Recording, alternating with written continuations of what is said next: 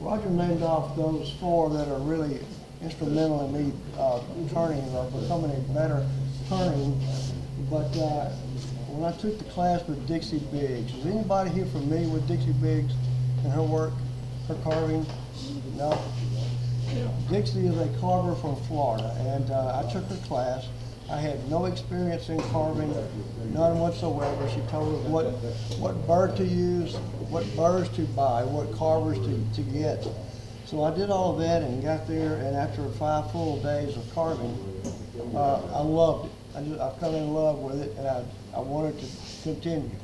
And I did continue, but I was carving my hollow forms, and they were looking not like hers by any means, but I was headed in that direction of doing the same thing, and I had to get away from that. She did not remove the negative space on her hollow form. She textures the background and paints it. So I wanted to do the hollow form and the leaf carving, but I wanted to get away from her style, so I had to figure out how to remove the negative space. So that's what I'm going to do today. I'm going to show you guys how I remove the negative space on the hollow form. I have 7 discs up here, and it's going to start from the very first step that I do all the way to the last thing. I'm going to talk about these briefly, how I do this, and then I'm going to pass these around so you can see them a little bit closer. And I'm going to do every one of these steps as here today. So maybe you'll get an idea. And John was here. There he is. There he is, right in front of me. John, in an hour and a half, John took the rotation that I did at the TAW and went home and did one of these guys. So it's you told me there something. It's good. It's good. It can be done. It can be done. So hope to see some of you guys doing some carving. Does anybody here do any carving at all with the power carvers? I have one, but I don't do any carving. Oh, come on. No, nobody power carves? Well, maybe we can change that. All it is, you what? Not yet. Not yet. $1,000 will get you there.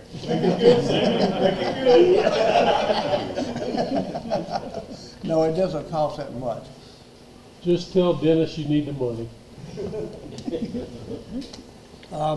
It's like anything else. You can buy a carver that doesn't cost but $200, or you could go ahead and jump up and get one that costs 2 or 3 times that much, depending on what you want to do with it. A lot of the carvers, I'm going to talk about carvers while we're on that subject. A lot of carvers are like the Master Carver is a baby blue unit, and I'm sure some of you guys have seen those in the catalogs before. This around $250, but the handpiece has brushes in it, and that needs to be, it's going to have to be replaced from time to time, depending on how much you use it. If you step up and spend another $50, you will get a unit that is brushless, and that lasts a lot longer, and it also increases your power by 30%. So it's going to boost it up and give you a lot smoother handpiece. This one, you could go on up and get more and more expensive. This one is a relative, this one's about $700. But this one has 2 handpieces. So, and this handpiece will work with 1/16, 3/32, and 1/8 burrs. And this handpiece will take 1/8 and 1/4 inch burrs. So I can do with what I would normally do with a flex shaft, you know, the flex shaft that hangs down. I can do that kind of work, like my spirals that I carve. I did that with this hand unit right here, instead of having that flex shaft. So it's good to have both units in one, but it just costs more. But just the price you pay, I guess, to have fun. Sammy, what would you say the name of that one was? Like a $300 one? Master Carver. Master Carver Micro Pro. And it's the one that has brushes. It's brushes. You spend $50 more for the RAM, and you get one that is brushless. So it increases your horsepower a pretty good bit, just right off the bat. This is RAM right here. A couple of guys played with this a while ago, And this is running. Can you guys hear it? No. No. The microphone is not, it's not attached to it. You don't hardly feel this, you can't hear it, and it's more comfortable, and your hand doesn't get very tired. You know, the other one, like the flex shaft and, what is the Walmart, I'm not knocking off anybody. Dremel? The Dremel tool, you know, it's heavier, it's a lot heavier, it's a lot more vibration in it, and that is going to make your hand get pretty tired for too long. And this one does not, because it's so comfortable and there's no vibration to it. I carved in a, y'all don't laugh, I carved in a woman's recliner. In you laughed. I know exactly what you're talking about. I did exactly. I'm trying to get comfortable as I can get. And right now, if I had to, I'm sitting in this chair with no back, and if I had to carve right here very long, I would be sore tomorrow.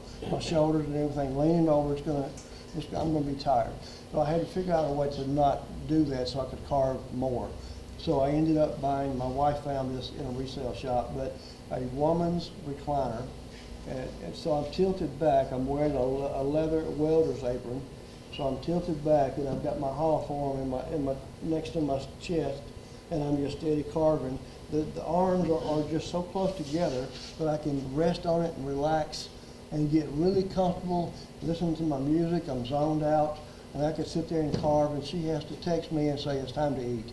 You know, I don't hurt anymore. I don't get tired. So you want to be comfortable. So, and this is spending a few extra bucks is part of that comfort. You want to. How much time do you spend on something on average? What's something like this? At a time? No, total time. Total? Like like Let's- one of the hollow forms there? Yeah, just pick. One of those hollow forms, I probably have 70 hours in it, 60, Okay. 70 hours in it. Okay. That's just done a little bit. I usually do that kind of work in the morning once I'm relaxed and I feel energized, I'm good to go. After all day long or in the afternoon, I can't, it's too much. Just doing that in the morning and the afternoon is just too much. But I can do that and then go turn a hollow form that afternoon, I'm okay. But being detail work. But anyway, and the next morning I'll get up and start carving again. So it's, and I can't wait to get out there and get more and more carving done. And as you get closer, you'll start seeing what it's going to be like in 2 days. You kind of get excited about it. So be careful, it's habit forming. It's kind of like turning.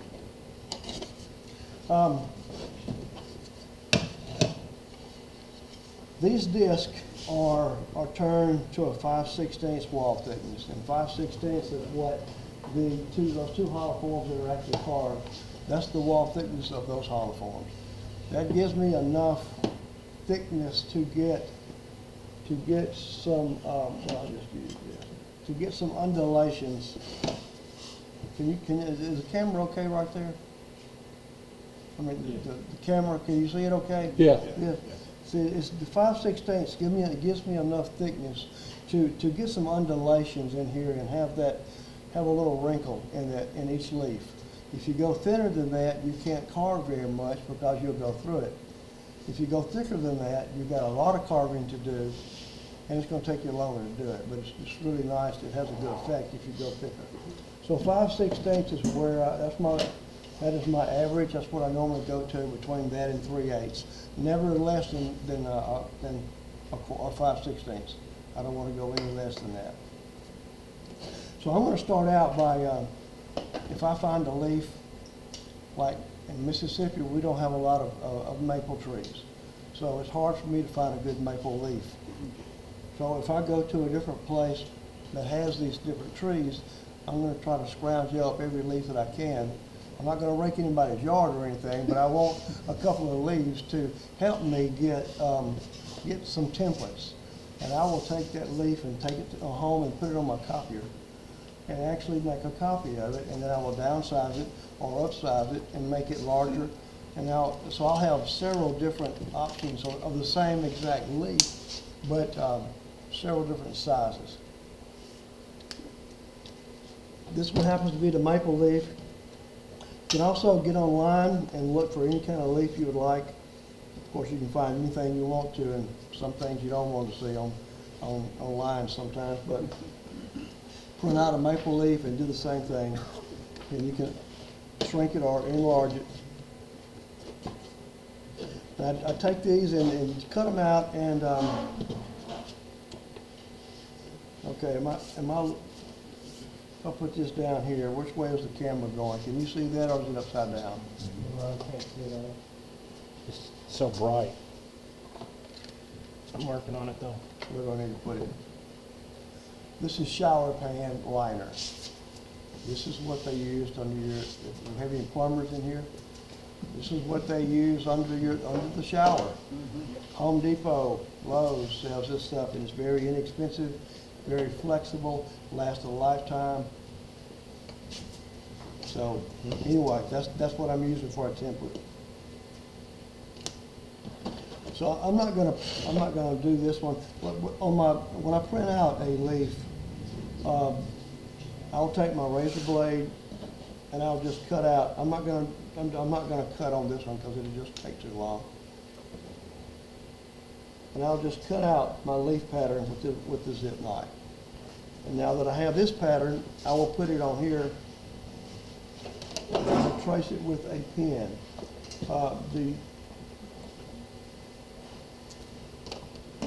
The pencil will not write, for some reason, pencil will not write on this material, but the pen will.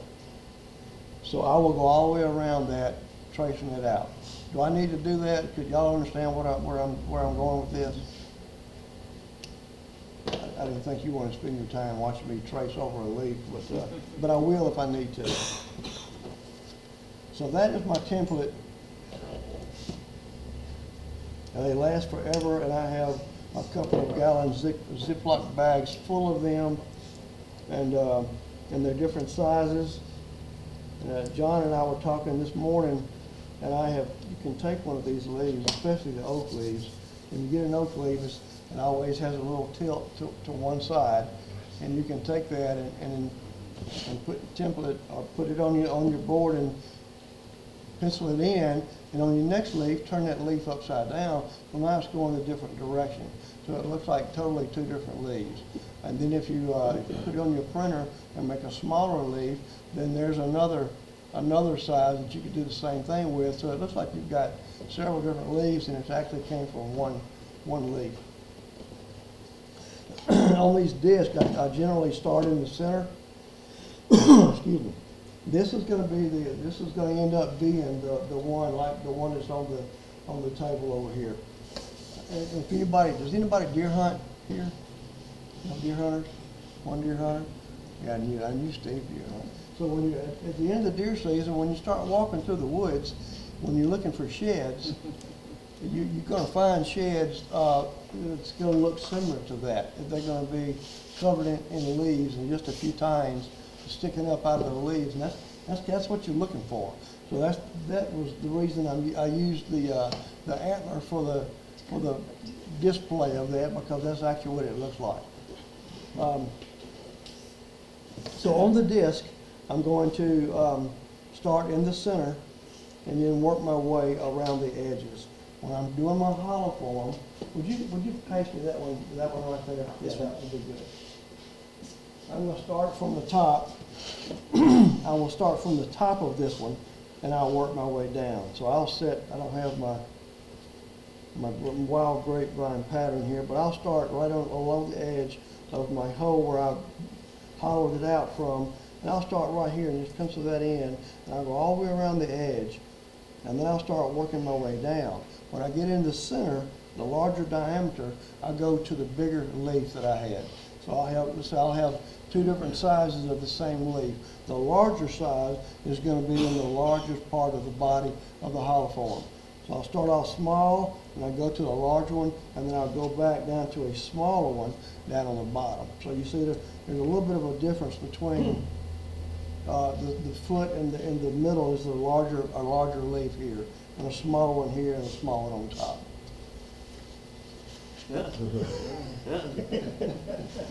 I wouldn't. Trust me, I wouldn't do that. All right, so to show you how I'm doing this, I'll pass these around. I've already started tracing this one out all the way around, and I like it. I like the looks of it.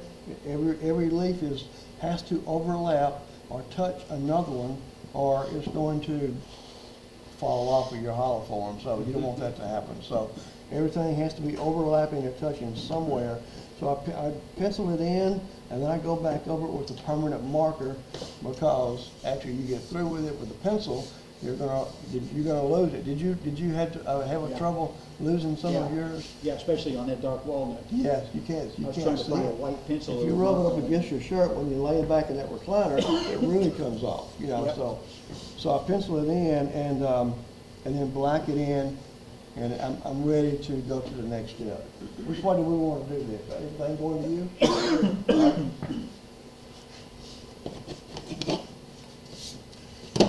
So this one is colored in. So I'll color in my negative space. And there's two reasons why I do this. And one is I get a better visual of it by looking at it. I can tell if I need to sand everything off and start over again. I try to keep my negative space balanced. I don't want them two big old holes over here and nothing over here. So I want it to be balanced. The other reason, and I'm going to get to the other reason later. I'm not going to throw them. These probably won't break. The last couple will. The last couple have been broken. They've already been. Really? Yeah, they got broken in demo. Yeah. So I started removing the negative space, and I'm going to use a drill, a 1/8 drill bit in this handpiece right here, and I'm going to start drilling holes around the border of the leaf. And I have another tool here that I'm going to talk about, but I will actually remove that wood with. And then you'll be on your way, and you'll be closer to this. So now everything, the negative space is gone. So it's now time for me to start carving on this leaf.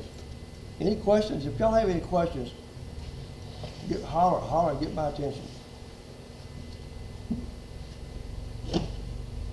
Okay, so this one I have started roughing in the leaf pattern. I still have a good ways to go on this one, but you can see how it's beginning to take life. It's looking like something instead of just a flat, smooth leaf.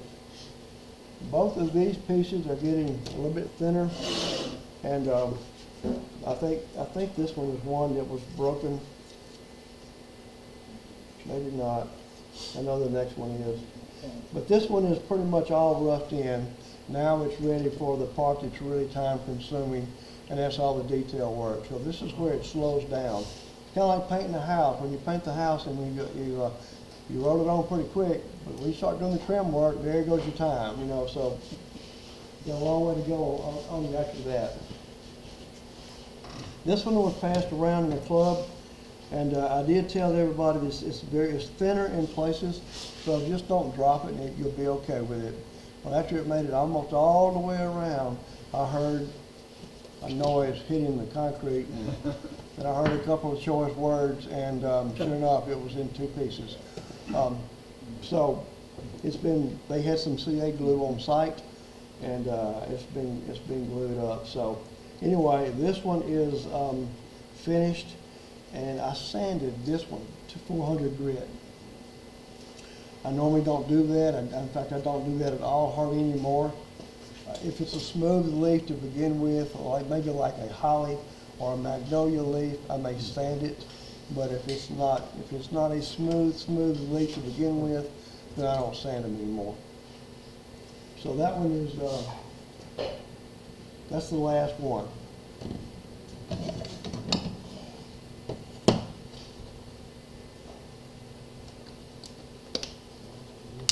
All right, so this one, I'm gonna do a little bit on this, and I'm gonna fast forward to the next one, okay?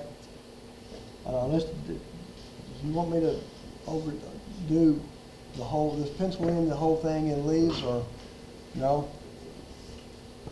Good. It'll take a while. Sammy, when these turn from green wood, One or two of those are turned from green wood, but for the most part, they're all dry. Gotcha. I looked up and bought some killed dry. This one's turned from green wood. But I looked up and bought some killed dried cherry and bought some air dried cherry, and that's what I use now. But you can turn it from green. Just let it dry before you start your carving. So I'm going to start in the center. It doesn't matter here if you want to make one of these. These are great practice pieces. And this is just a Volkswagen hubcap, really is what it, basically all it is. It's just no foot, no tenon. When I turn it around, instead of cleaning up my tenon, I just took it completely off. And the entire thing is 5/16 thick all the way through. And that's all you need. That's all you need to do. And you can practice on one of these easily. So I'm going to, I'm going to pencil in one or two of these just to get started so I can show you how I overlap it. That's where you discussed it, cut out. This all comes out. Cut out. Oh, I see. Tile it, so it makes it seem dirty. Anybody have any questions? Seriously, y'all just, Do you use mostly cherry, or do you have other favorites? is there any other wood besides cherry? That answered the question. Cherry is my, Go-to wood? cherry is my go-to wood. Cherry turns good, it burns good, it carves good, it smells good. There's just nothing wrong with cherry. I just love it. And we don't have very much big cherry in Mississippi, sadly. Okay, I'm going to do Oh, I get it. I'm going to do the side. This is too slick. This is pretty as you lands over.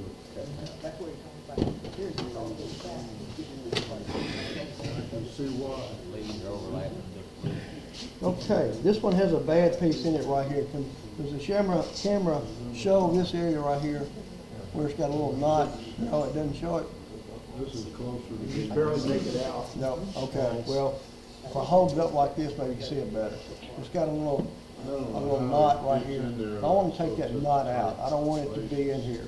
So this is where I'm going to put that knot in between the two lobes here, and I'll eventually cut it out. But this is amazing. I don't think I have the patience for that.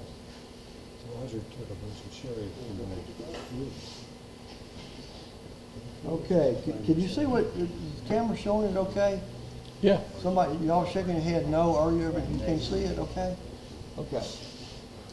So what I've done here, I have two lobes that are right on the very edge of the rim of this piece, and I'm taking out most of this knot right here, and my stem is going to be touching this next leaf. And when I get to that stem, and I get to decide, do I want the stem to be over on top of that other leaf or under it? And that's where you'll have to make a decision right then before you go any further. I'm going to stop right here, and we're going to talk about this.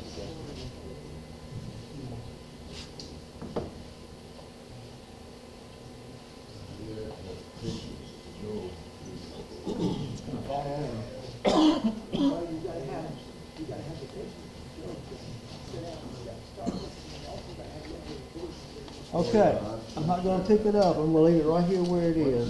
So you can see my pencil marks. My stem is over this leaf.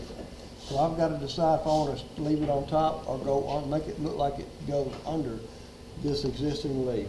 So if I leave it on top, that means I've got to pencil all of this in, but I'm going to have to turn around and erase this pencil line that I've already created on the first leaf.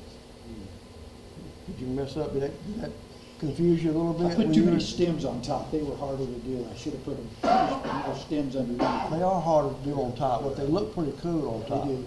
They do. So for this one, I'm gonna put it on top.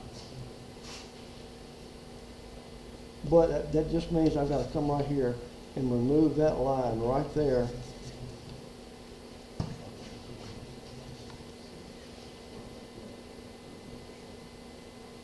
And I'll just pencil it in and okay, so you see what I did there? Can you see it okay? On the camera? Okay, so let's fast forward this, okay? Y'all took a nap, you woke up, I had already started doing some of these, okay? 'Cause you don't want me to do that the whole time, do you? It's time to get to the part that you came for. Okay, I've got multiple leaves on here. So this right here is gonna look like this when I get done, okay? Y'all are with me on that? Way too complicated for me. I heard that. Way too complicated. Is that you, Steve? I didn't read them. It can be complicated, Sure. but if you put your mind to it and think about it before you get started, and once you get started, you're going to make mistakes. I've got several hollow forms that didn't make it, and I've got a grave site for those particular hollow forms that did not make this part of it.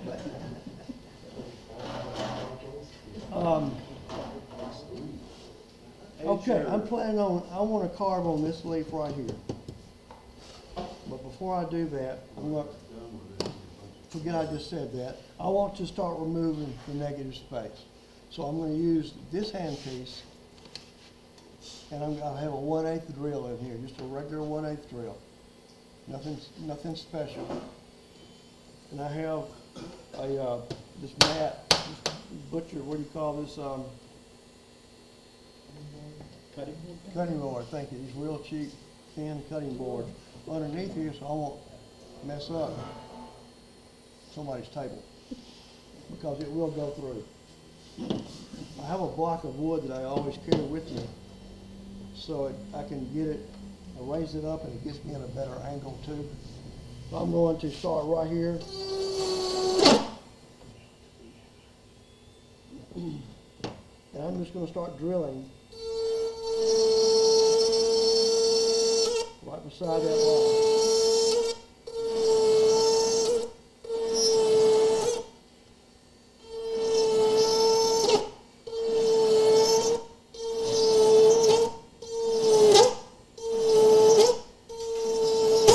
I cannot think of a better way to remove this, so if anybody has any ideas, let me know. That's gotta be about 4 or 5 times as fast as the Dremel I was using. Oh, really? Oh, yeah. Well, there you go. That's where the horsepower, that's where Yeah. a stronger motor helps.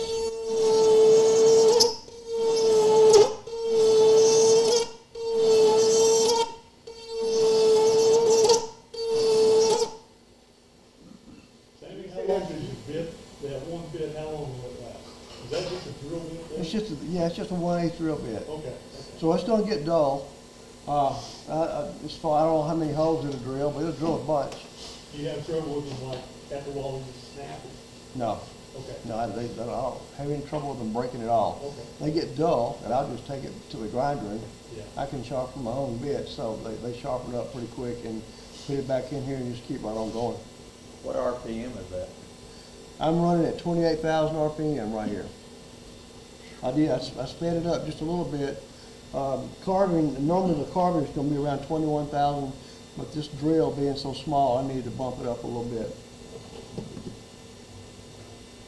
Okay, I've got a few right here. Right here.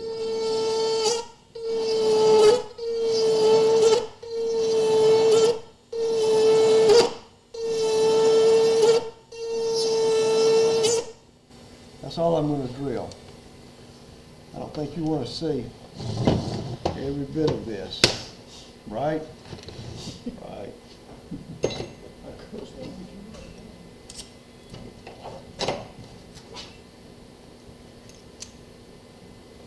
The next burr I use, keep in mind these are warm when they come out. The next bit I use is a burr that I got from Home Depot as well. I don't have any stock in Home Depot, but they're about 8 miles from where I live, so it's very convenient for me to go to Home Depot. Thought you was sponsored by Sabretooth. Sponsored?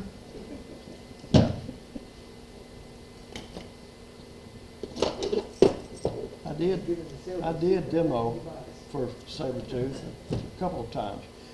Okay, I put that in my hand. Can y'all see this burr? Move it up a little closer to the camera. Where, right here? This right here. Probably back towards you. There you go. Now you're in the light. Okay, this is a tile cutter from Home Depot. It's a 1/8 carbide tile cutter. And did you have any trouble finding them, John? I was pretty much confined to the bits that I had. So Okay. I just made do with what I had. Okay. This is what is going to remove from hole to hole. This is what's going to do that. I looked for another one. I lost my package. I taught a class at John C. Campbell that had, and I made a joke. I said, this package has 2 pieces in it. When it comes back around, I wanted to make sure these 2 brand new pieces are still in that package. That darn package never made it back to my table. Never made it back. I'm serious. So, I don't have the package, but the package would show you what it looks like when you're looking for it. But the other day I was looking for it, and they didn't have it in the same package. They're now made by Dremel. Has the same exact burr, but it's made by Dremel. Okay, so now I'm using the same handpiece, but I'm using that 1/8 carbide burr. And I'm going to remove this negative space by laying it on the side, not straight in like I was drilling, but laying it on the side and just rubbing it across the top. And it's gone. That hole, from hole to hole, it just disappears.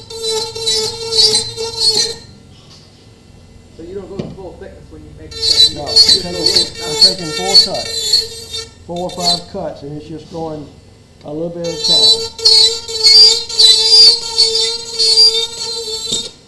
You notice I'm using my other thumb to help guide it. I don't want this thing to skate on me and take out half of my leaf.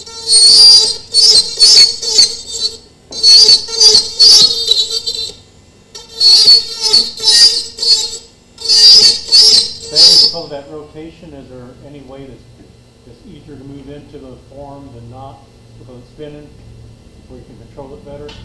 In other words, left to right, or where it doesn't want to skate on you? He's referring like you would with a router, which way you go in. Yeah, the spirals are going to the right, I think, right and left. So I've never gone. You're talking about going up instead of pulling it down. Instead of pulling it down, pull up on it.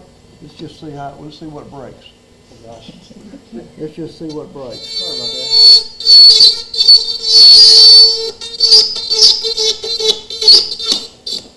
No, I don't think it makes any difference. Okay. It's however comfortable you are at pulling it or pushing it.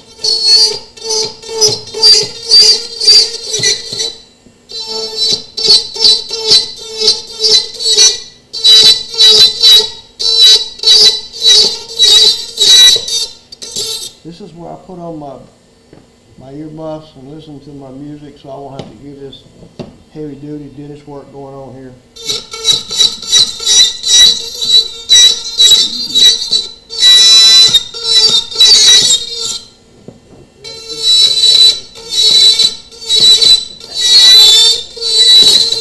Okay, that's all. You don't have to listen to any more of it. That's it. Are you still turning that one about 28,000 RPM also? This one was 28,000 RPM also, yes.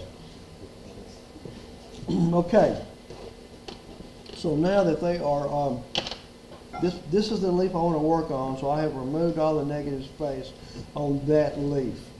So I would do this throughout the whole thing, get the whole hollow form roughed out, and I'm ready to get to the actual carving of the leaf itself.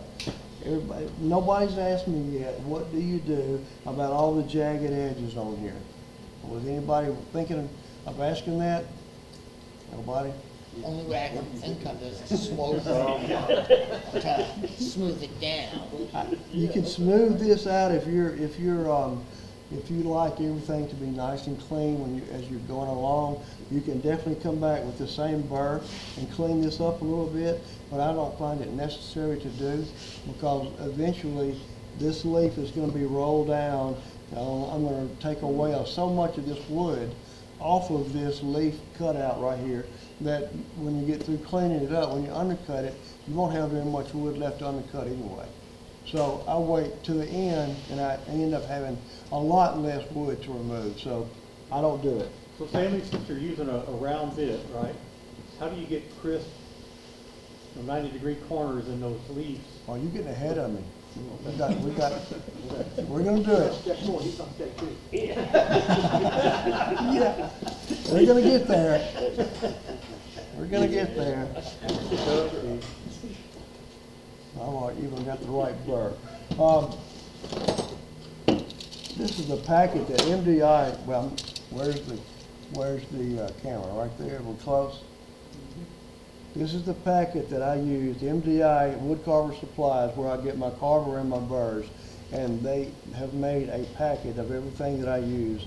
And this particular burr that I'm going to be using next is in this box right here. And I think that box costs $5. And I have them all highlighted what I use in this old catalog. If anybody is interested, you can take a picture of that and you'll know exactly what I'm using.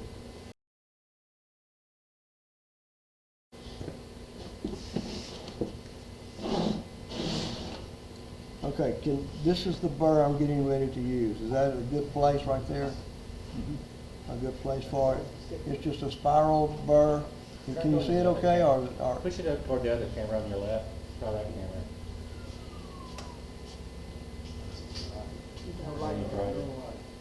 no, not bright? No? That's too, here we go. It's either too bright or not bright enough. Okay. But it's in the kit. Sir? It's in the kit. It's in the kit, yeah, it's in the kit. And this is kind of in the middle size in this package right here. There's 6 different burrs in that package, and they're 6 different sizes. So this is kind of in the mid-range somewhere. I know it's not in the middle of 6, but it's close.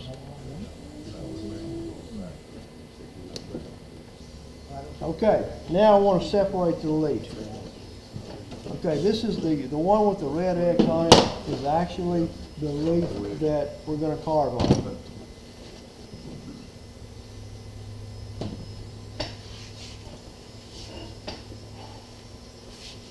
This is the guy right here we're going to carve on. So I want to separate this leaf from this leaf. So by doing that, I'm going to make a light cut. And with these burrs, you do a pull cut. Always do a pull cut on this particular burr because of the way the spirals. It's spiraling to the right. I don't know why they make right-handed burrs, but they do.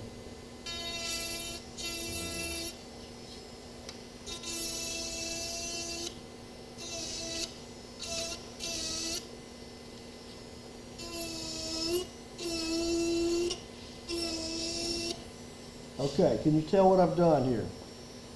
Where I've separated this leaf from this leaf. I don't really know what can you guys see with this camera. Is it okay right here? Y'all can see it okay? All right, once I get it separated, now it is time to start cutting some undulations and getting some, say like a fall leaf. Let's get some deep undulations and make it wrinkle just a little bit. And eventually, it's going to look terrible at first, but eventually, I'm hoping it ends up kind of lifelike. Okay, so we're going to see. I use these sandbags that I got from Fire Mountain Gem.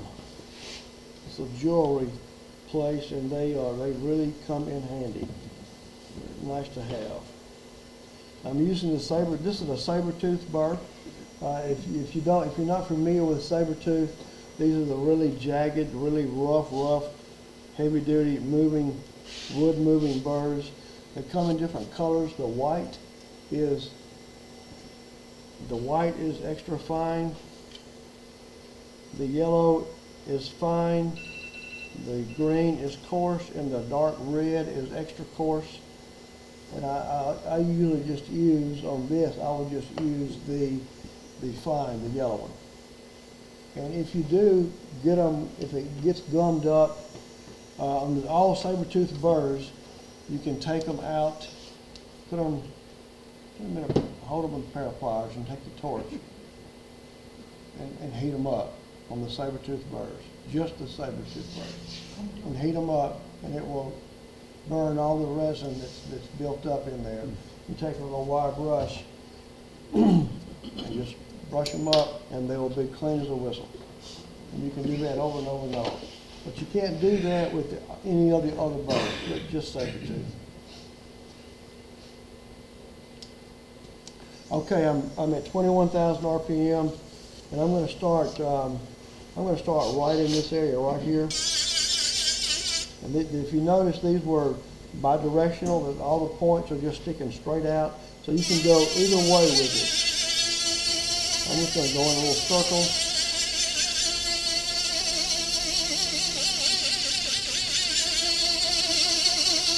I'm just going to bear down in one spot. I know it's 5/16 sticks. I have a good bit of wood to remove here.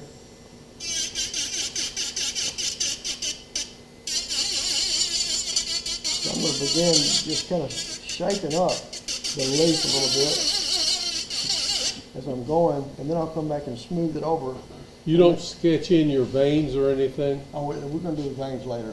We've got a good ways to go yet. Okay, I got to remove all this wood first. okay. With this one, this piece hanging over here, all by itself and so long, I'm going to make sure I support this with my fingers. And I was doing a hollow form like this one, and was going along here, and that piece was sticking way out, and I didn't support it, and it snapped off this edge of the leaf right here. So it's now my demo hollow form. It works. You didn't run over your finger. Do I? You didn't run over your finger with it. No, I didn't run over my finger. I just didn't have my finger in there. So it had no support, and it started vibrating, and when it did, it snapped it. So you got to support it with something. So they're hanging out here.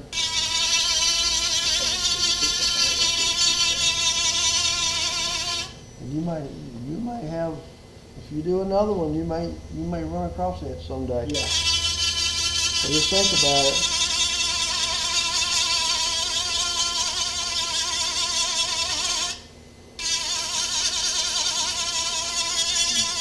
Can y'all see the dust? My fan's working all of a sudden, and it's just blowing that dust straight across here onto my finished pieces. That was very smart of me. But it's just taking all the way across here and not in my face all the time. That's your fault, Rod. You told me to set it up there. I'm just kidding.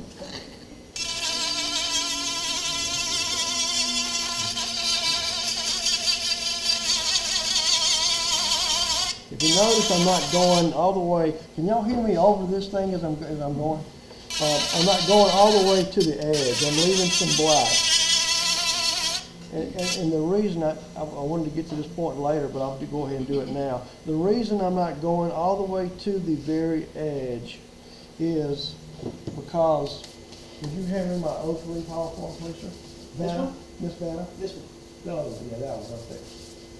Okay, so when I started with this one, from you guys where Dennis is standing, he could probably look at this and tell Drop it down a little. what shape this was to begin with. So if I start carving on this, and I carve all of my pencil marks, that black border on each leaf, if I remove all of that wood and all of that black, I just took away part of my form.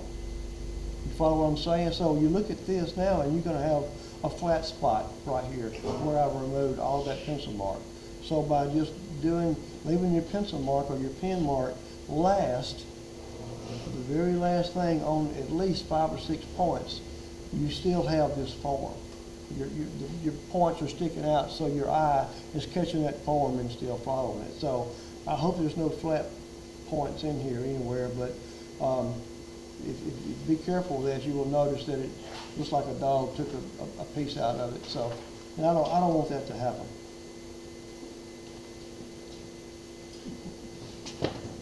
All right, I'm going to continue, but I'm not going to go on some of them. I'm going to leave all of this and all those black marks, and eventually I'll start taking them out as I clean up my carving.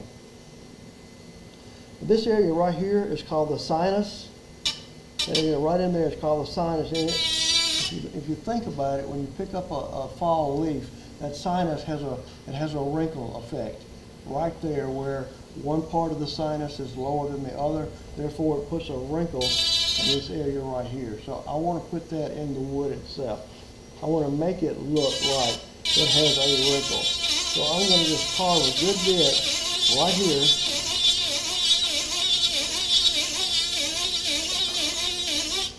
Now I get to choose which side of that sinus do I want it to be lower than the other one. So I'm going to make this one lower. So I'm going to leave that little knuckle right there in the top.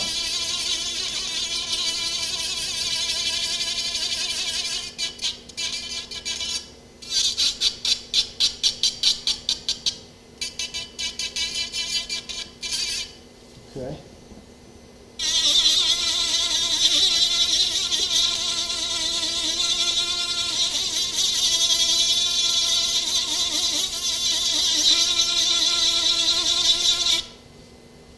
It's not looking like a leaf at all, is it?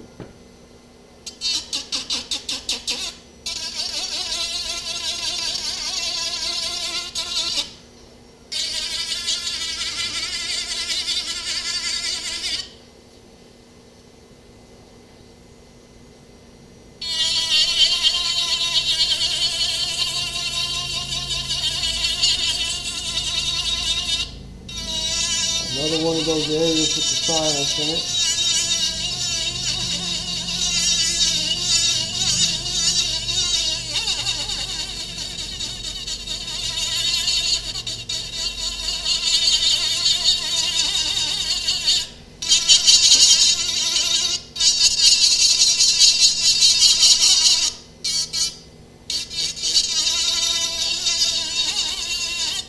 Guys are too quiet. Y'all not talking about me or to each other or anybody else.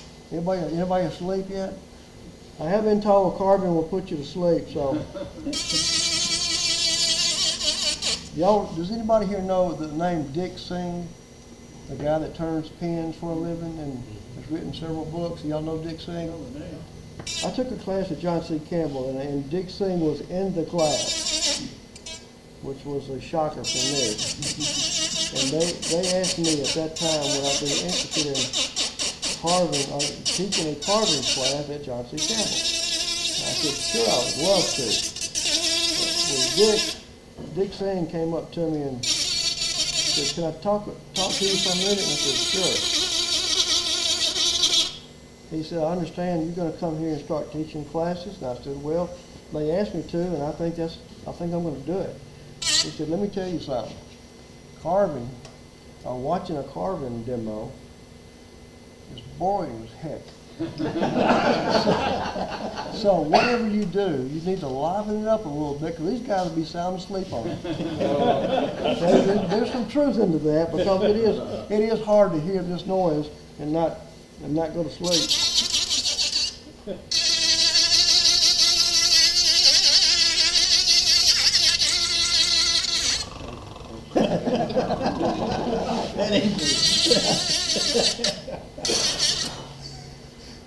Have you ever seen me demo before? No, Okay. no, it's a new experience. Okay, that opens up another story. Oh, good. I was in Georgia, and I was doing the same demo, and this guy was sitting right there, where he is, where he's asleep. He was right there, and he's a big guy. He had on a pair of bib overalls, and after about 5 minutes worth of carving, he was snoring. He had that chin lay on his chest, sound asleep. And I kept on looking up at it because he was snorting while he was snoring. You know, he was making some terrible noises. So I would look up at him and make sure he was okay. And they all started laughing and said, "Don't worry about Big John. He does this at every demo. He just falls asleep, and he'll stay asleep until we all gone. We're ready to leave here." Well, sure enough, he snored the entire demo.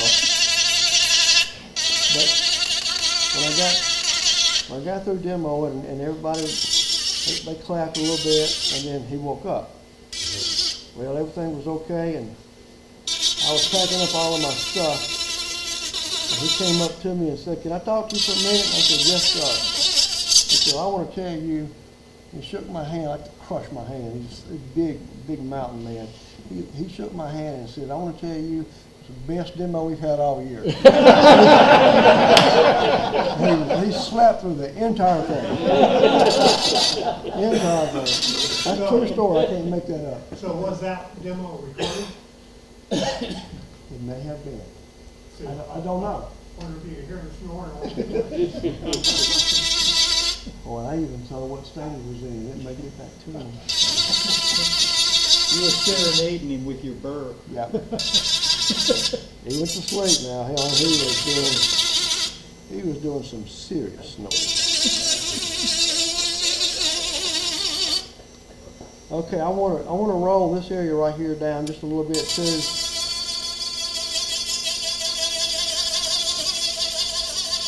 And just to make it roll, this little point right here is going to stand up. To make it roll down, I'm just removing a little bit of wood.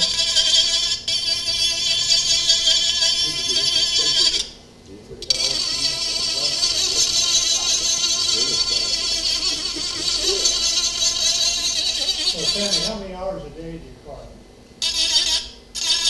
When I start carving, I may carve 4 or 5, in the morning time.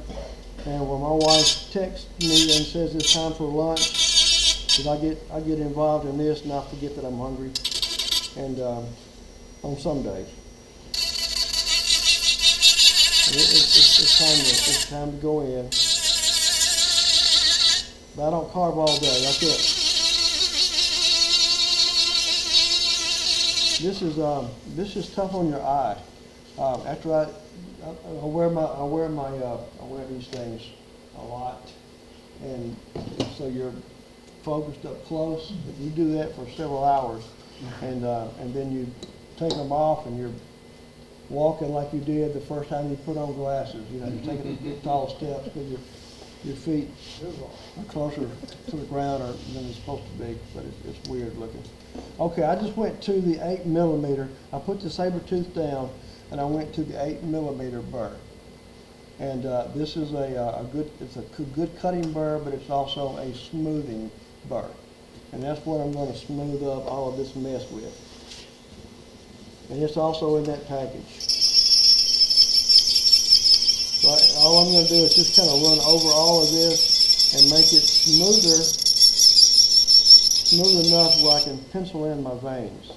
It was asking about the veins.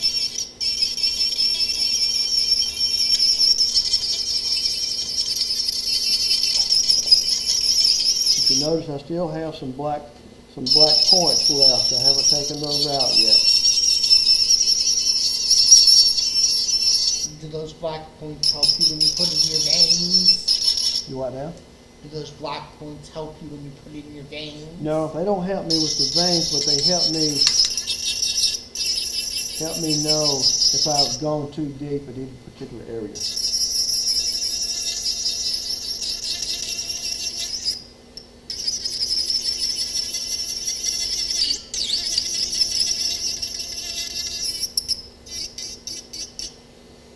Okay, I'm gonna call that good for now. And now I'm gonna cut the veins in there.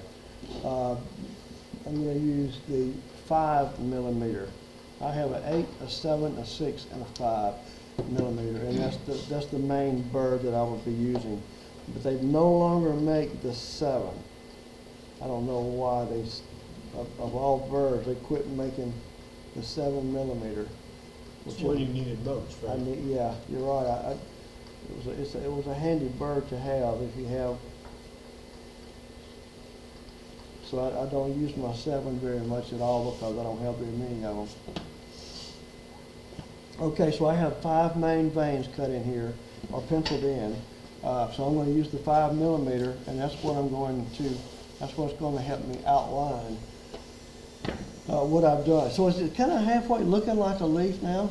So a little bit closer than it did 10 minutes ago.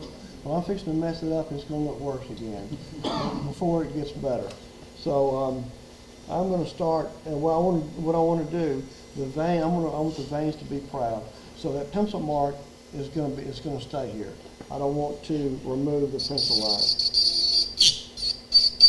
So I'm going to cut on either side of the pencil mark.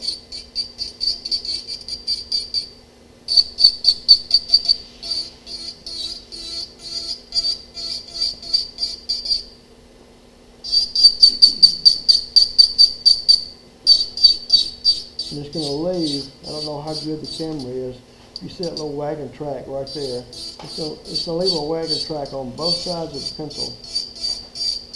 And I will come back and take that out.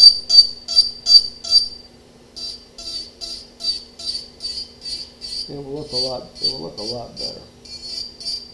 And then I'm going to add some more veins that are not penciled in.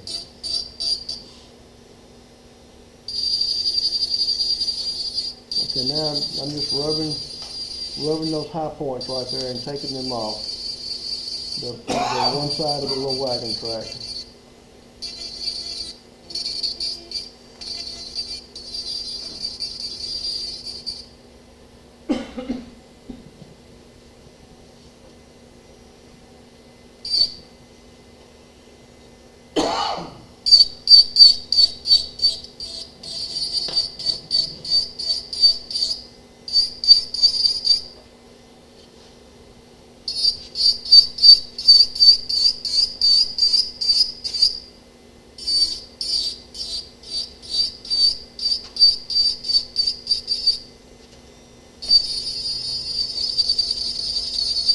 I'm hearing snoring.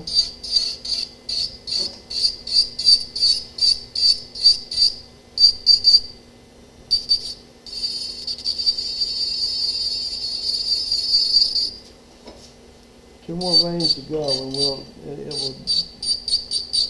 I'm hoping it begins to shapen up just a little bit. As far as the texture of the leaf, you can. If anybody look at this board over here, that's my little sample board to show you what a little texture will do. Some of those leaves are textured. Some are textured with a small burr like this. Some are textured with the round diamond ball, which gives it a very, very subtle texture.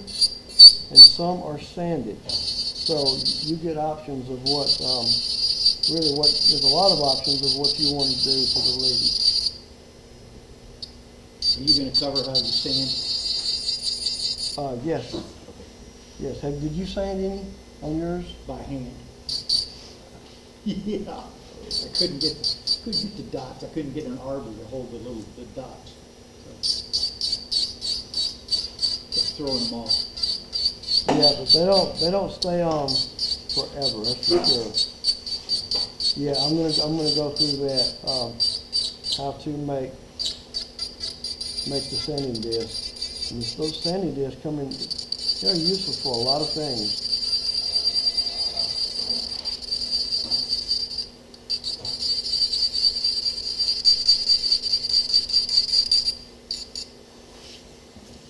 Anybody notice that this is not instant gratification? You did notice something. This is a long way from turning. Yeah, it is. It is, yeah, it's a long way from turning. You have as many old shits in this as you do in turning? Do what? I think, can you have as many old shits in this as you do in turning? Probably so. Probably so. Right here where I did go under, I cut this down low and I left that point right there tall. I'm gonna just put a pencil mark right there where it's gonna have a wrinkle, okay? Since it overlapped here, kinda, it's gonna have a wrinkle on your leaf. It's gonna be wrinkled. You go home and pick up an old leaf and you'll see what I'm talking about.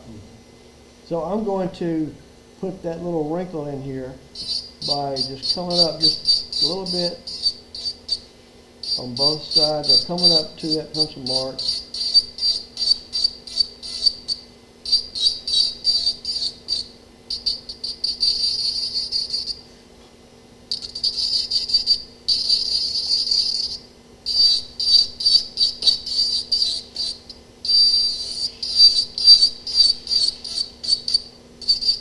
Yeah, maybe I went deep enough that time. And it will actually put that little wrinkle in there, or appears to be a little wrinkle. And I can do that same thing over here.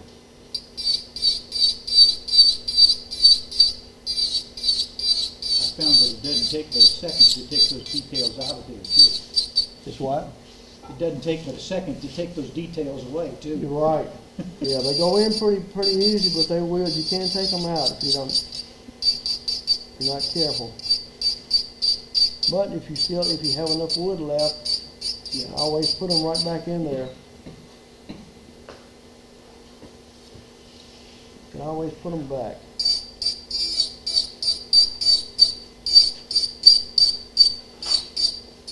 So John came to TAW. What was your experience at TAW? Was it worth going? We enjoyed it, yeah. Yeah. I don't know that I could do that on an annual basis, but yeah, it was worthwhile to become familiar with what the organization. If you haven't gone to a symposium at all, I kind of recommend it. I highly recommend it, really, because you can learn so much. You can see so many different things, and even though if you're not interested in what that person is doing, you might learn some techniques that will help you somewhere else down the road. It's pretty handy. I went back to my 8mm, and I'm going to clean up now in between all of my big veins. So where it's kind of rough, real rough right in here, I'm going to clean that up a little bit.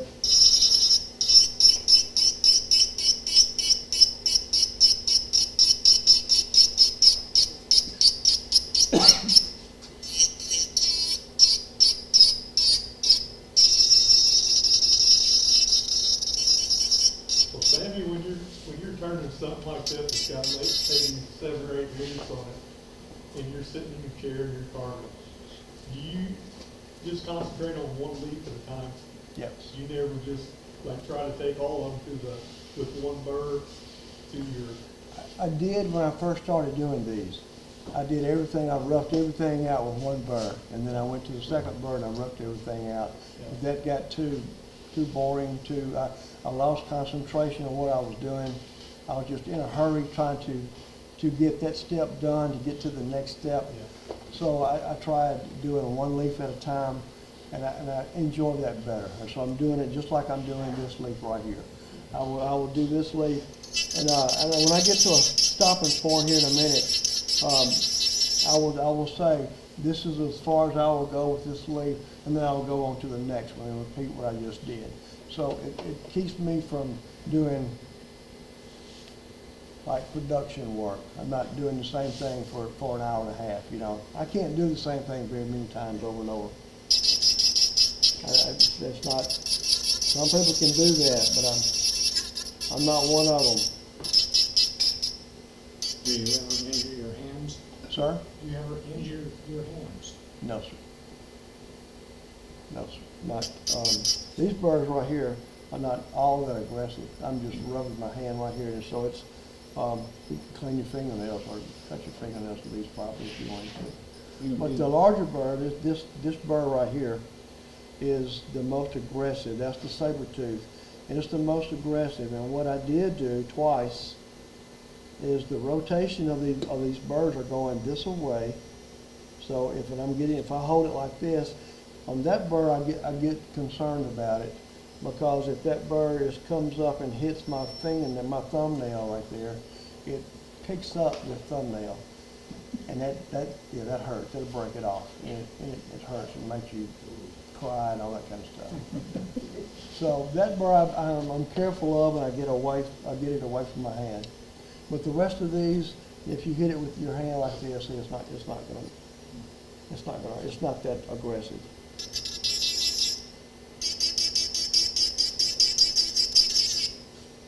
I still have all my fingers, all my digits, you know, and work okay.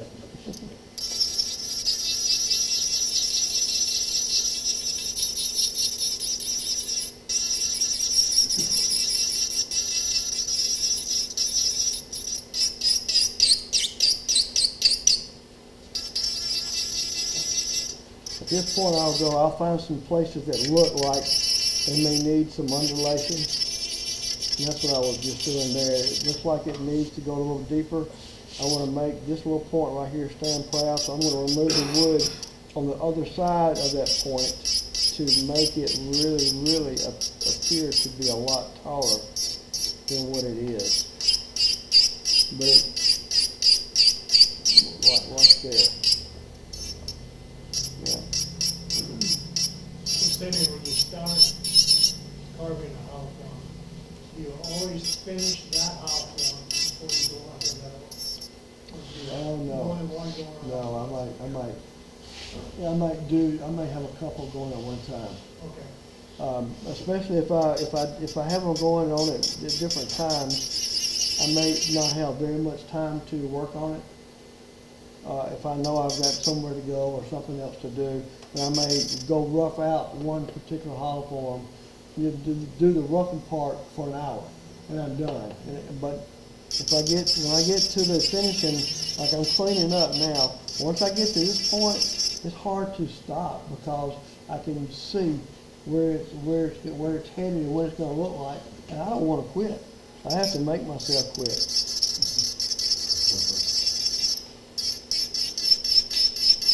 Do you hollow out several vessels so they are in the reed? Yeah, I do. I've got a milk crate. I've got 2 or 3 milk crates that are full of hollow forms now that are ready to be carved on either with the spiral carving or the leaf carving. So, yeah, they're good and dry and ready to go. And why don't you mention to them what you use for a tool to do your hollow? What I use now, Yep. I use the Trent Bosch hollowing system. Does anybody else use the Trent Bosch hollowing system? No. I use his tools in my own hollowing system. I used to. I made my own since I worked in a machine shop and I had access to all the equipment. I made my own Lyle Jameson system. If you go to Lyle Jameson's website, he even shows you how to make it. You don't mind. It gives you the dimensions and everything, which I didn't have that at the time. I made mine just by looking at his picture, and I figured I could make one, and I did, and it worked. I used it for years, but just 5 years ago, I changed over to the Lyle Jameson system, and I like it much better. Lyle Jameson or Trent Bosch? I mean Trent Bosch. I'm sorry, Trent Bosch. The Lyle Jameson hollowing system, you're out here like this, hollowing the whole time. So your shoulders are raised up and it gets uncomfortable.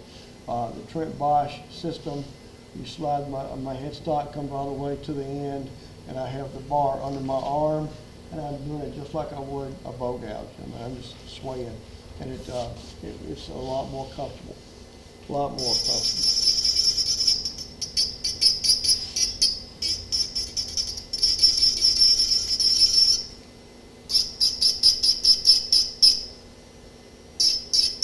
Okay, from your view, can you tell that it's shaping up and looking more like a leaf?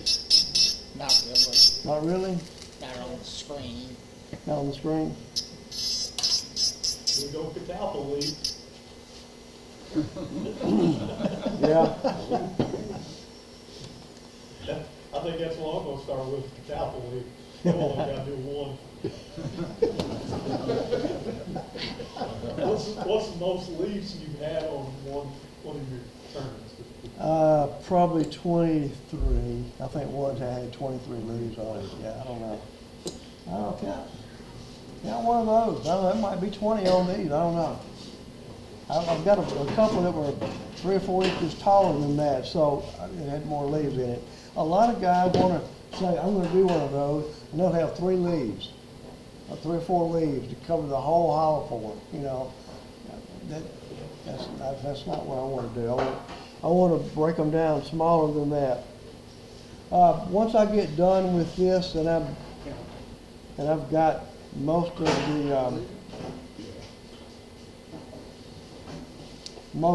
the leaf like I like it. I'm going to do the edges a little bit in a minute, but I use the diamond, this big diamond burr, and with the diamond it's like sandpaper on a stick. You want to slow your RPMs down a good bit, so now I'm about 9,000 RPM. So I'm just going to do a little section right here so you can see what the diamond ball, what finish it's going to give you.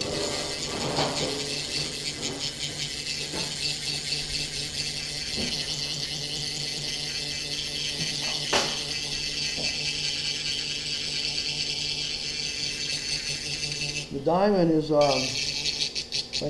can buy a kit that has this very inexpensive diamond balls, and it's not very pricey. It's like $7 or $8 for a kit with 21 burrs in it. So that tells you right there it's not very much of a diamond burr. I think it's sprayed on aluminum foil. But this particular diamond I'm using here probably costs $15 by itself.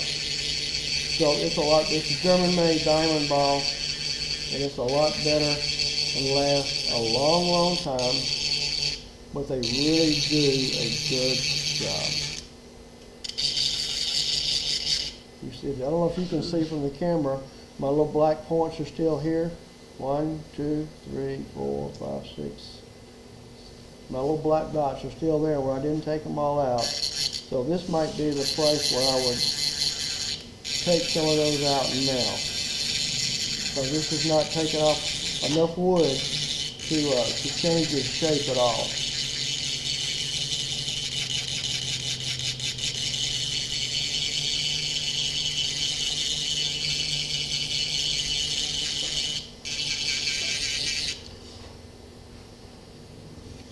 Okay.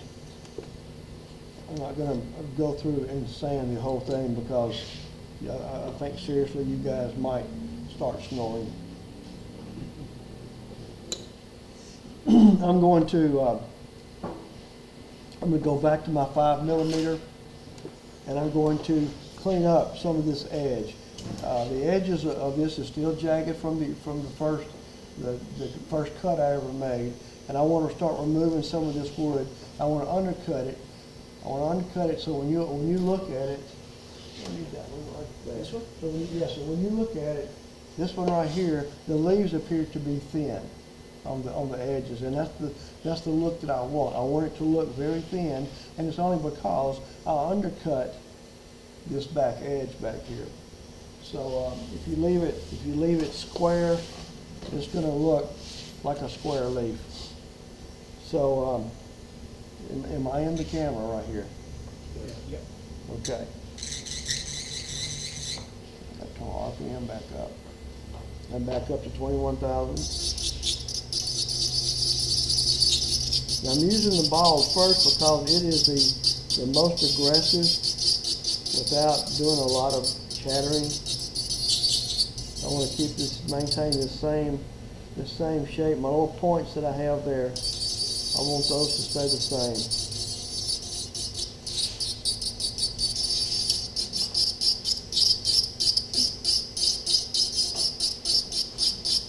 Roger, roughly how much time do we have left?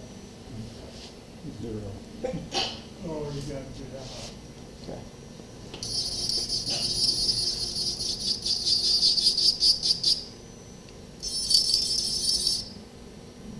Okay, again, I'm not gonna go very much further because I don't want you to sleep. I'm trying to avoid the nap. I'm going to this bud shape. So the area that I just got through working on, it left it kind of, if you hold it up, if I can see it from here, I don't know what you can see, but I see undulations, I see zigs and zags in there, and this is going to take it out. And it's going to make that area a lot smoother. Now, a lot of people say, why do you worry about the edge of it being so slick? Well, I don't want any of it to look rough.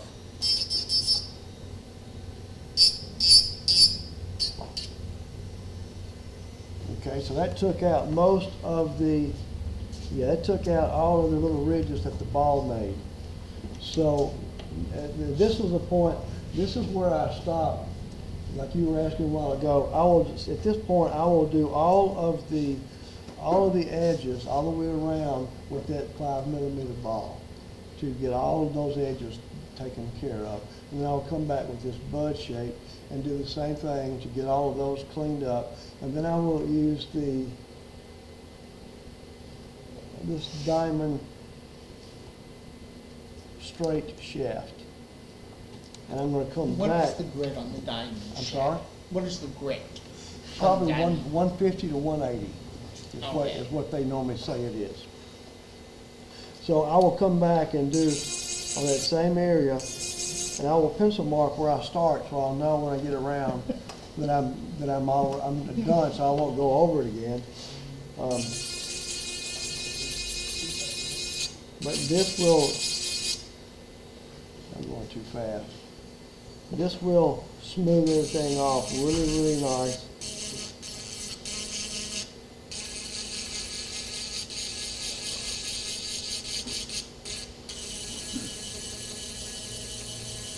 Like I said earlier, the detail work is what takes so long to do this.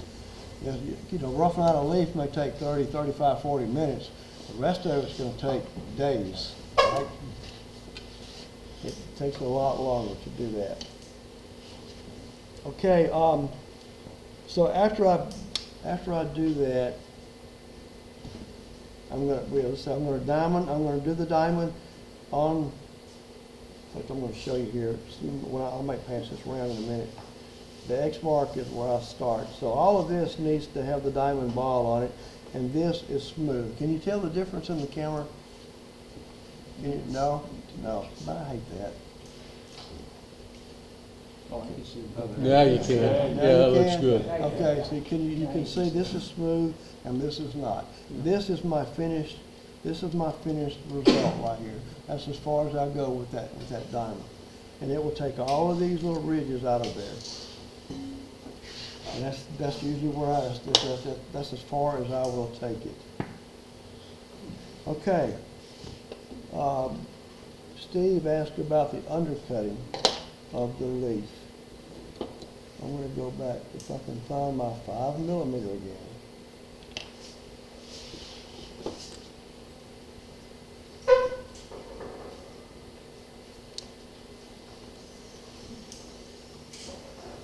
The 5mm is what I will use to cut. I don't know if you can see that ridge right in there where the two leaves, where one is overlapping the other one. So I'll take that 5mm and get as close as I can with it and get in there and remove that area. And same thing over here.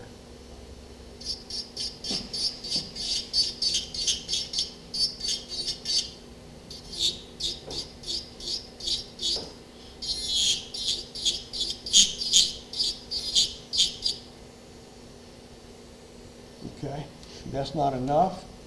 I still want it to be undercut, so I will go to a smaller ball, which is the 2.7 millimeters, what I usually buy, and I will undercut with this burr.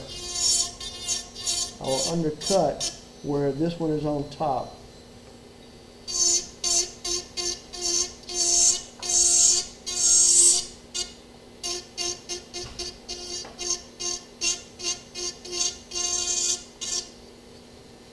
I'm just going to make it really look a lot. It's going to look a lot different when you relief that area underneath there. And like I said earlier, this is the area that will take a lot of time if you want it to be relieved. No questions on any of this? No questions? When you started out, did you keep a leaf beside you to kind of get the details, or, because it looks like you've done this so many times that you've got it in your mind? Both, yes, Both? yes. I usually, when I teach a class, I have a big plastic box that is full of every kind of leaf I can pick up. And they are in there, and I recommend the students to take one and take it to their table and look at it. It doesn't matter what kind of leaf it is. Undulations are undulations. Whether it's a sycamore or a sweet gum or an oak, they all have undulations and they all have that wrinkle effect. And you just put that wrinkle in the leaf that you're working on, so it helps a lot. These pieces that are on this board are Velcroed in. So a lot of the guys, the students, will take one of those pieces out and take it to their workstation when they're working, so they can look at how it looks, what their goal is, you know. Sure. And it seems to help a good bit to have it. You're right. It helps to have it. Did you get a real leaf when you did yours? Yes. Did you? Did it help? Yeah, definitely. I took a picture, well, I've got a copy of it, part of the printer, and I actually put the picture on my pattern, and then that sat there and I used it. Yep, Just yep. looked at So that it and helps. used It helps something. It helps a lot to have something to go by. Okay, sanding. Sanding.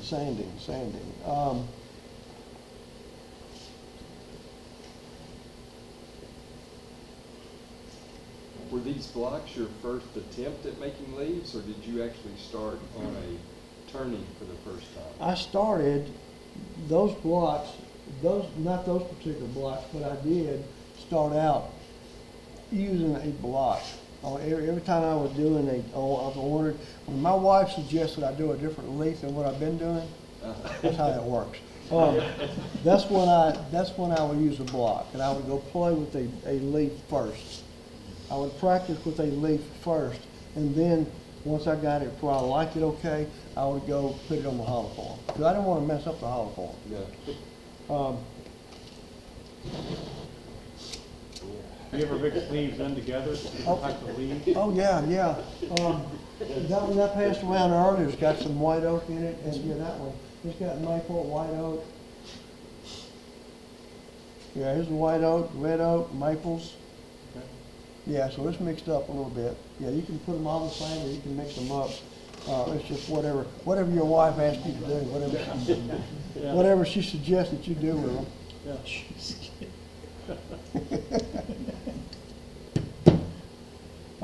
This is the arbor. This is a sanding arbor for these flap wheels right here.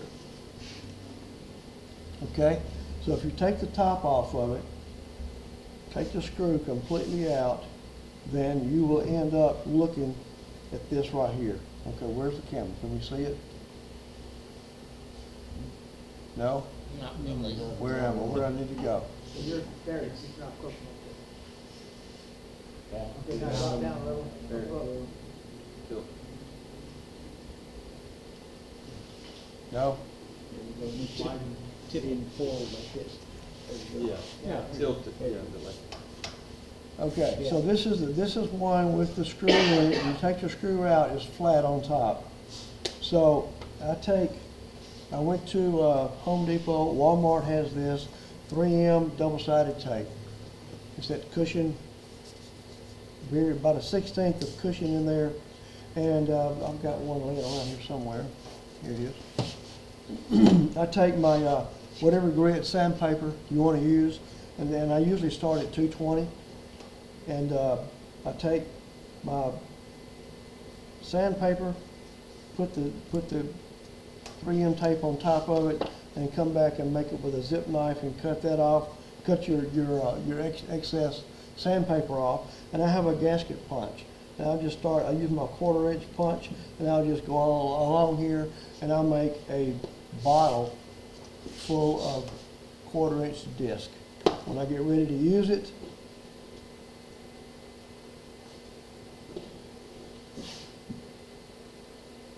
and I learned, these are old, and I learned the hard way. I think I tried to do like 4 million of each one of them. And it's not necessary. If you punch a whole bunch of them and they get, I guess the tackiness dries up and it comes off really easy. So I learned to only make 40 at a time, whatever you're working on, so make them fresh. So this is my sanding disc. It's a 220 grit paper on the 3M sticky back stuck onto my mandrel. It's not going to last forever. They sling off pretty quickly. So 220, it's got about 10 grains on the end of that sandpaper. You don't have much. Yeah, you don't have very much. So I'm going to, let's see, which one was I working on? Right, this one right here. I'm going to just do a little bit of sanding. You turned your speed down. I'm sorry? You turned the speed down. Speed is down to 8,000 RPM, yes.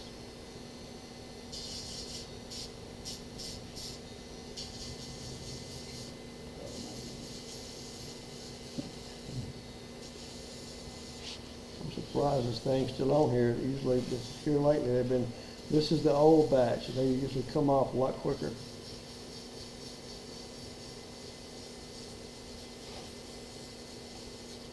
There you go. So it just slung off. So if you're doing like the piece that John did, and your leaf is touching a solid surface, you're going to have an indention right there between where the two meet. And this really worked well for getting in there to get that area smoother than what it was with the burr. And you can easily go to the 3/8. I don't think I brought any 3/8 disc.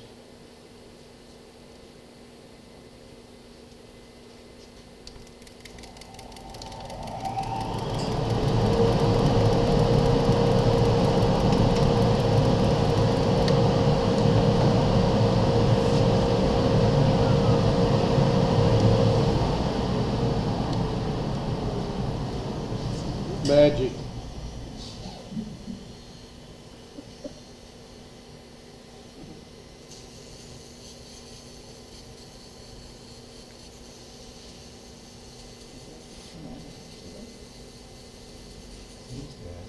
So after that diamond, after the diamond, it only takes 220. Let's see what it does over here. Can you see how rough this is? Does the camera pick that up? This was with the 8mm. Oh, look at there. So you could really go straight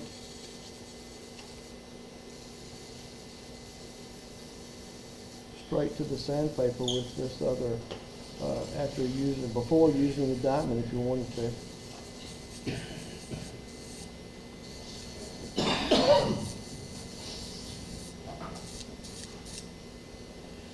Okay. Once I undercut, I did forget to go. Once I undercut this area a while ago when I was using that little bitty small 2.7 and I got underneath there, I will also come back with the round the round ball and do the same thing, the round diamond, and I will come back and undercut that with this as well to get the ridges out of that so it will all be smooth. I want all the way around it, top, bottom, whatever, I want all the surface to be as slick as I could possibly get it. I don't want any scratches to show up. And using the diamond helps a lot. It'll get them out. Any questions? Oh yeah, the stem. Anybody wants to do the stem? Let's do the stem real quick. I know you guys are getting burnt out. I'm going to speed the RPM back up. I have one little stem here. It's a short one, so it won't take very long. I want to just round this over. I'm going to use the 5mm ball. I'm going to round this over a little bit. And it looks like I left this one proud. I want this stem to go under, yeah, it goes underneath this stem here. So I'm going to go ahead and remove that wood to make it appear to go under. In fact, it goes under this one and goes under this leaf.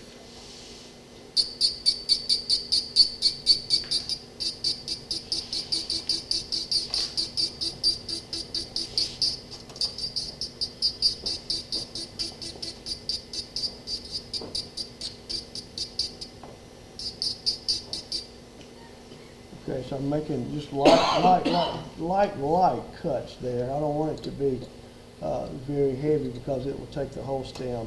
And I'm going to do a little cleanup where this stem goes under the other stem. I'm going to separate those two right here on both sides of it.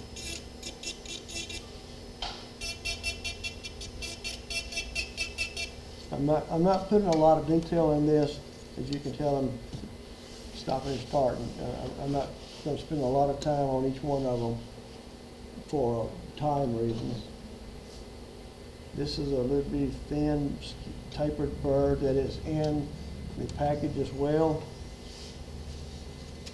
and it will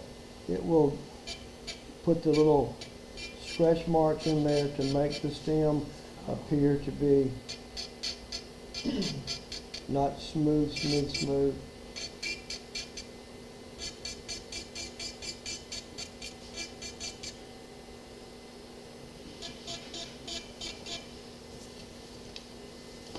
Okay, I think that pretty much covers. Sammy? Yes, sir? What do you do on the inside of the bowl? Do you, I mean, on the stem, do you round it off on the Yes. inside too? Yes, on the inside, I do. I go all the way underneath, and I'll remove. Can you see where the camera is right here? Does it show it? No. No. What about now? Nice lining. There he goes. I'm sorry. Okay. Okay. So I will undercut all in this area right. Maybe I need to come from the bottom. I will undercut all of this area right in here to make my stem kind of thin. But I usually don't do my stems to the very last because that's the weakest point of the whole thing is the stem because they're so thin. So after I have completely done everything on the hollow form, that's when I go back and do my stems last. Because I've broken off a lot of stems that I wish I had back, but I didn't. So, are there any questions on the leaf? No? Questions on the leaf? So new for me, I hardly know what to ask. I'm just observing. I So understand. how many hours do you think it'd take to finish that one piece right there? Like This piece, 30, 40, 50? when I do a class, we will start out in the first of the week, we will start out with a block like this and make a leaf on like that on the board over there. We'll do one of those, and then we'll do one with a leaf overlapping another leaf. And then on Wednesday, we'll start with this, and Friday they'll be finished with it. So this is what they usually take home at the end of the week. So, like 3, and they work usually from at night time. They come back from 7 and work till 9 o'clock. So it's a good bit. Okay. You had asked me to show the technique that I did on this, on my handpiece holder there. This is a very simple. And we also do these in our class too. So this is a very simple little exercise to get your hands and get a feeling of how the burrs work. It's a real simple thing, and it makes things change on your whatever you're working on. I'm not going to do anything. I can't draw a circle, but I'm not even going to try to draw a perfect circle. Okay. I'm just going to do a bunch of doodling. And that's how I came up with this, just doodling. Seriously, I was on a Zoom meeting with our club, and I was getting kind of bored listening to all the gibberish they were talking about. That was not anywhere close to the turning. They're not even talking about our club. They were talking about something else. Anyway, I was playing on a piece of paper, and this is what I came up with. So this texture right here was drawn out just like this right here. I'm at 22,000 RPM. And I'm going to come in here and I'm going to stay within that pencil line. And I'm just going to cut.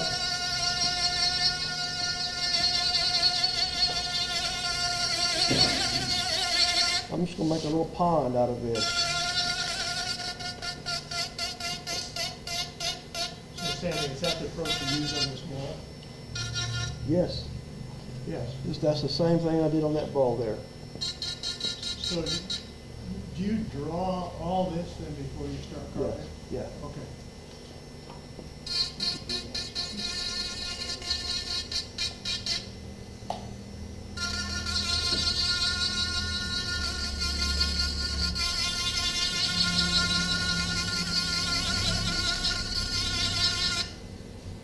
So see, that was pretty simple. All I did was just make a little pond out of in between the lines there. And I'll come back with the 8mm and I will clean that up.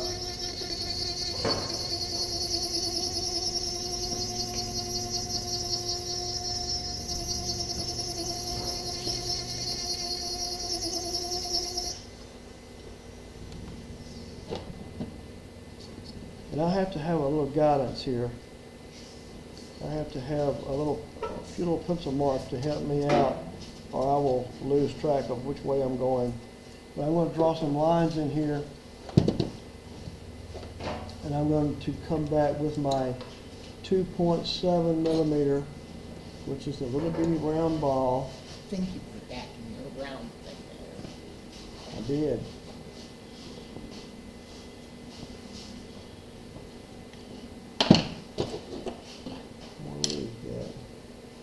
I'm missing one.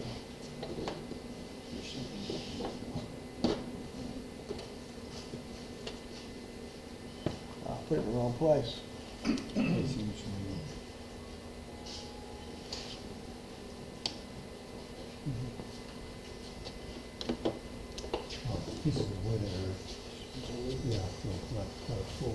So I got the 2.7, and I'm just going to come in here and make some. I'm just going to make some little rough edges right in here. It's not going to be pretty. But then, so you see where the pencil mark was my guide, so I can kind of know which way I needed to be going to stay all in the same direction. I didn't want to lose sight of which way I was going with it.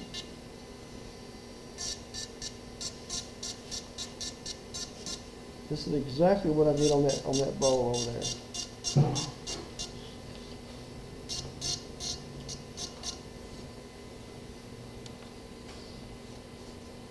So each one of these takes just a matter of minutes. So you don't have a lot of, I don't have as much time. If I had to make such a large bowl, it would have been easier to work with, but. Sammy, is that little flat disc thing available from MDI also? Yes.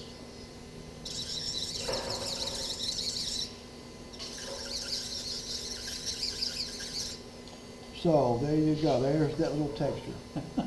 It's real easy to do. And if you dry brush, if you get into dry brushing, it'll look like this. This was painted black first, and then it came back with a dark blue, and then a lighter blue, and a lighter blue, and a lighter blue, until you get whatever look that you want from that.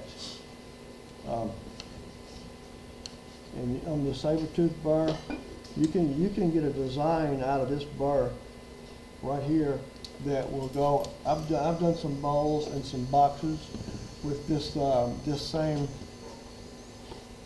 same burr right here, and you can go. The texture this burr leaves is so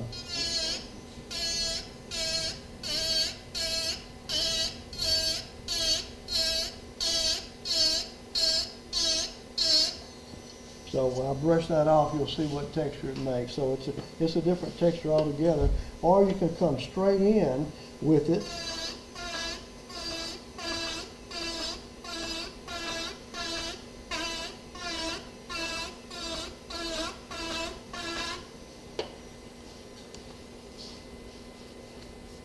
So you see the difference in the two?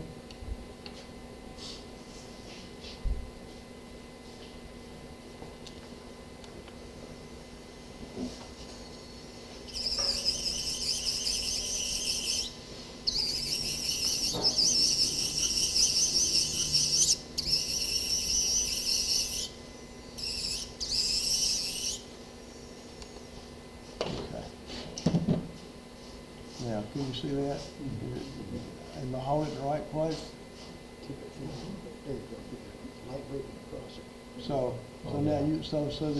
this was with the burr laying on its side, and this one is with the burr straight in, just straight in from the end of it. So you could do that texture on boxes and around the rim of a bowl if you have the patience to do it, you know. So, All right. any questions about any of it? Question? Sam, can you tell us a little bit about that texture? I was afraid we were going to get to that. Somebody else wants to know the answer to that too. No, that's fine. That's fine. Let me find the bird that I used to do that with.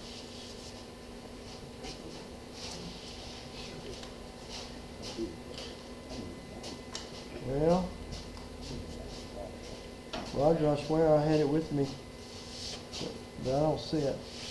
Ron took it. Does anybody here do any piercing? Anybody do any piercing on thin work? Bill. Bill does. Bill does the piercing. Okay. Okay. Did you take my burr by any chance? What kind of burr was it? It was a number 699. Are you familiar with that burr? Oh, yeah. That's the Saddle Bill burr. Said he's got one in his pocket. Hey, wasn't it? Let me show you. Show Roger what it looks I was like. wondering if you used any of those. Oh, yeah. I don't. It was here. I had it. I brought it here to. I knew somebody was going to ask about that, and I wanted to be able to show you. And it's not here. A $6.99. You can buy these burrs. It's similar. No, it ain't. Man, it's probably Is one. this your package here? That's the package. I'm looking at this one. I'll give it back to you.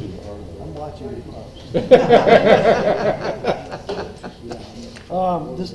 The piercing tool is it's a dental tool. It's really a dental lab tool. What they use for working on dentures, but it's a small piece. It's pneumatic. It runs at 320,000 RPM. And it's a straight piece, straight shaft piece like this. At 320,000 RPM, it does a lot of an amazing amount of work. But it burns the wood. It's going so fast, it burns the wood. Can you have that on this one? Yeah, yes. This one. So the burr is going so fast. Yes, sir. Laying over. You put it back in there, didn't you? It wasn't there 2 minutes ago. Did he find it? He didn't look like that. There it is, right there. Good job. Thank you. It's a dental burr. You realize you had several of them, you put it back. There you go. You got one less now, huh? Okay, now, I don't, can the camera see this little guy? Yeah. Okay, so this is a little dental burr. And this is what I use to make this black line with. So it's turning 320,000 RPM. So I just do a zigzag right here. I don't pencil this in. This is all just doodling. Did you say 300,000? 320,000 RPM. Is that the tool you use? Will that go up to Oh, three? no, this is Oh. not it. It is definitely a dental piercing tool. So it's air driven? It's pneumatic, yes. So I use this burr, this number 699 is the number. And I will just start right here and I'll do a zigzag and come back up with it. And I will then put it in that line, in the existing line, and do another one, and do another one, and do another one. So they're all connected. Okay, so and I go clockwise with the burr, so I'm going this way. If you use this burr and go clockwise, I'm going to grab this right here. So if you, this is my newest thing. This is my wife's newest thing. This is what she said I want you to make, and I said, nope, I'm not going to.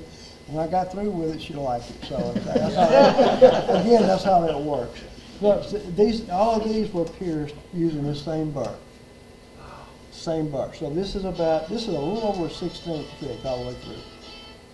So I put the burr in there, you drill, so I put it in there, and I went clockwise, and then I go counterclockwise.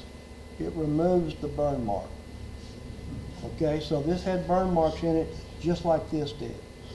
So I go clockwise, and it burns it, but it cuts it out, and the little center just falls out, but it leaves a black edge. And I go counterclockwise in that same hole, and all the black is gone. That make sense? Yeah. Okay, so so on here, I use the tool, and I go clockwise, and then I pull it out. So I leave that burn mark in there.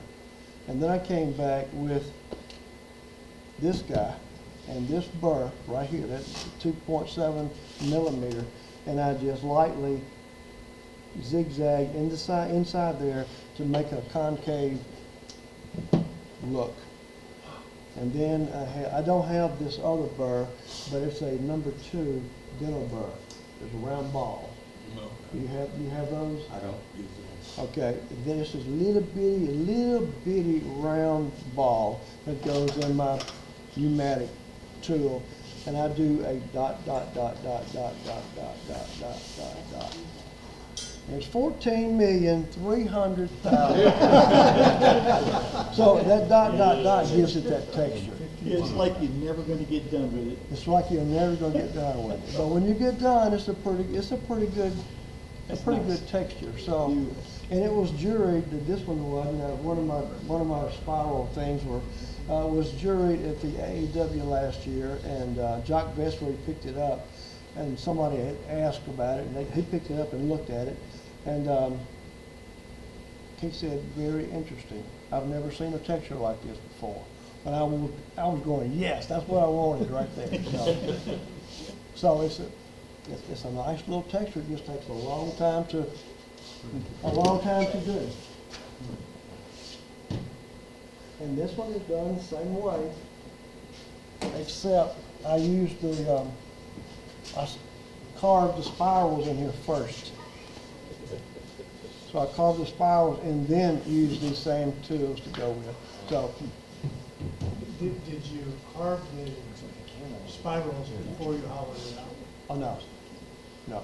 I hollowed it out. I left this 3/8 thick all the way through, and then I did the spiraling carving, and then I came back and textured. And these are the burrs that I do the spiraling with right here. These are basically the only two right here. this initially cuts the groove, and this is what I use to remove the majority of the wood. Yeah, it's instant gratification. Just done them just like that. So, and my wife will tell you in a heartbeat, he has all the patience in the world for wood, and she leaves it at that. I have patience for wood, and that's all. I guess that's what she means by that. All right, thank you very much, Sammy.